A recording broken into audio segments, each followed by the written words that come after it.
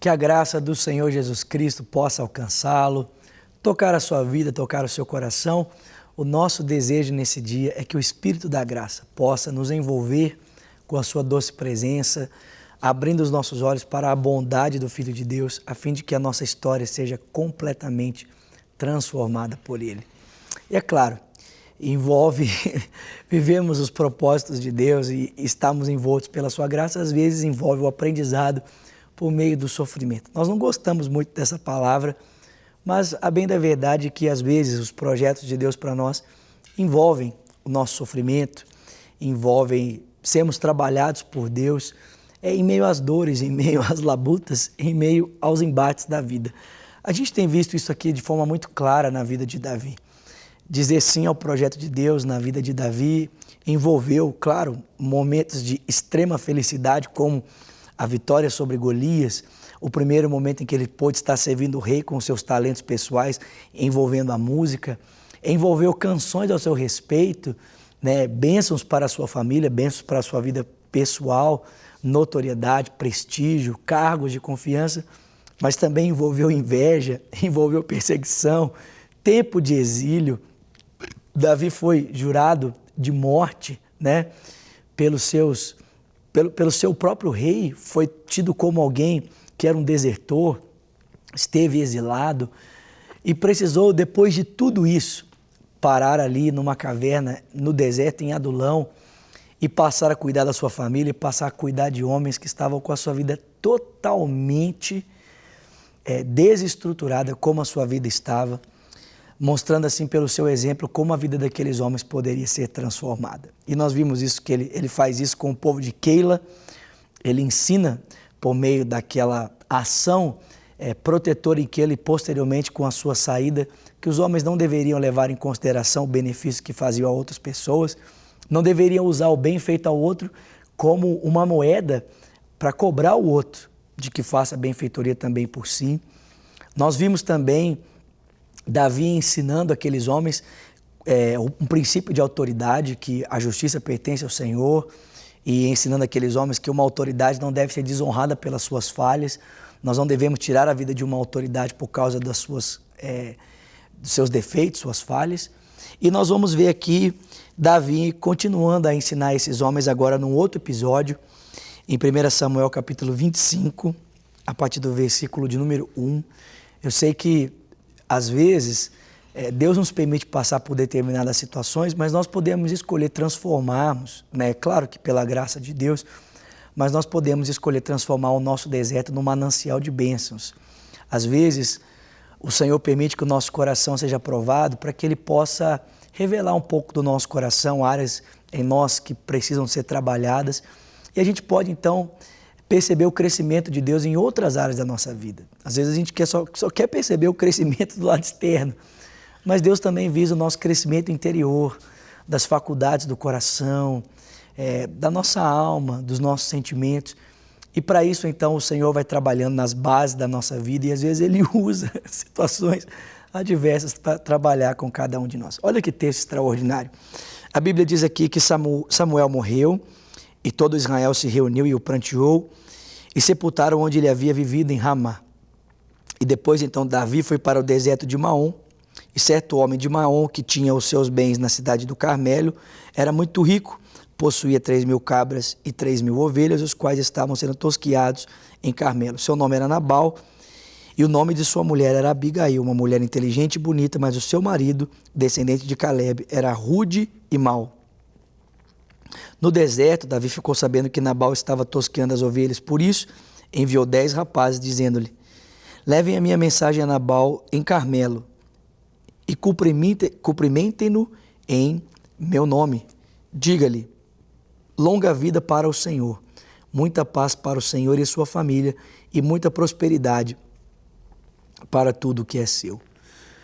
É interessante, Davi, após poupar a vida de Saul ali naquela caverna, ele então dirige-se para o deserto aqui na região do Carmelo, e alguns versículos anteriores vão mostrar para nós que Davi então, ele se dispôs a ser um guarda, né? É como se Davi dirigisse uma milícia, né? Um exército particular, e ele se propõe então a proteger o rebanho de Nabal. Essa região sofria muitas incursões, né, de ladrões. E então Davi, com o seu exército pessoal, ele decide proteger o rebanho de Nabal, ainda que, de alguma forma, Nabal não pedisse para que Davi fizesse isso. Mas o texto diz que quando chegou o momento em que as ovelhas de Nabal estavam sendo tosqueadas, Davi esperava que, de alguma forma, aquele serviço que havia sido prestado pudesse, de alguma forma, gerar a ele uma recompensa. Seus homens estavam com fome, eram agora 600 homens, assim também como Davi. Se você continuar lendo o texto, você vai perceber que o problema de Nabal em relação a Davi não foi que ele se recusou a, de alguma forma, recompensar Davi pela benfeitoria que Davi havia feito. Como a gente já viu no episódio de Keila, Davi não se importou quando o povo de Keila estava sofrendo ameaça da parte de Saul em cobrar deles o benefício que havia feito por eles. Davi não se importou com isso. O problema entre Davi e Nabal não foi relacionado ao pagamento ou à troca de favores. O problema foi que Nabal desonrou Davi. Ele desferiu contra a pessoa de Davi, contra a sua honra. E o texto diz que quando Davi foi desonrado, então a sua ira se acendeu. Davi ficou cego. E o desejo dele era então assassinar Nabal, todos os homens da sua família, para que de alguma forma aquela desonra que havia sido feita contra ele tivesse então a sua punição. Mas no meio do caminho, Davi encontrou uma mulher chamada Abigail, que, como nós vimos aqui o texto diz, era uma mulher inteligente, bonita, uma mulher sensata. E ela então, antes que Davi chegasse até Nabal, ela interrompeu o seu curso e disse a ele: olha, desculpa, meu senhor, mas não atente para a falha daquele homem. Ele de fato é nécio, ele é insensato, como já diz o seu nome. A falha seja colocada sobre mim. Eu deveria estar em casa quando os seus homens foram lá para poder servi-los, mas eu vim a seu encontro e está aqui todo o suprimento que vocês precisam. Por favor, não faça mal ao meu senhor, não faça mal ao meu marido, nem à minha casa, que as suas mãos não sejam sujas de sangue por guerrear uma guerra que não é a guerra do Senhor. Deus te levantou para guerrear os combates dele e não os seus próprios combates. E o texto diz que Davi, então, pelo conselho de Abigail, ele para tudo e ele elogia aquela mulher e ele desiste de fazer vingança com as suas próprias mãos para poder, então, seguir o conselho que Abigail havia deixado para ele. A terceira lição que Davi está ensinando aqui para esses homens, em primeiro lugar, é a lição de ouvir uma mulher.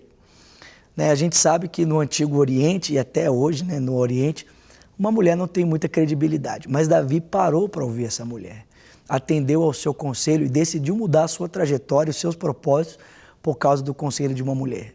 E a segunda lição que Davi está ensinando aqui é que a vingança pertence ao Senhor. Davi não ia tentar com as suas próprias mãos, tentar resolver um combate que Deus havia decidido lutar por ele. E você deve se lembrar que exatamente foi esse o fim de Nabal. Poucos dias depois, quando Abigail disse ao seu marido o que ela havia feito por Davi, ele teve um ataque cardíaco. E poucos dias depois o texto diz que o Senhor feriu Nabal e ele então morreu. E Davi teve então a oportunidade de dizer: Senhor, o Senhor pleiteou as minhas guerras e ainda deu a ele a oportunidade de se casar com essa mulher chamada Abigail. Nosso tempo está curto aqui, mas eu queria resumir a reflexão de hoje nesses dois princípios. Em primeiro, ouça as pessoas. Davi está ensinando para os seus homens: olha, vale a pena parar para ouvir pessoas. No tempo em que você está cego e que a sua lucidez foi embora, pare para ouvir pessoas. Mas Davi também está ensinando um outro princípio importante, que é o de entregar a vingança nas mãos de Deus. Não faça vingança pelas suas próprias mãos. Entregue a sua vingança nas mãos do Senhor e deixe que Ele faça por você aquilo que você mesmo não pode fazer. Quando Deus age por nós, Ele age em justiça. Quando nós agimos na nossa própria força, nós acabamos agindo em injustiça, porque nós somos vítimas daquilo que é feito contra nós, então acaba sendo uma reação a uma ação que foi causada contra a nossa pessoa. Que Deus te abençoe. Se Deus quiser, voltamos amanhã para continuarmos a falar sobre a vida de Davi, um homem segundo o coração de Deus. Deus te abençoe e até lá.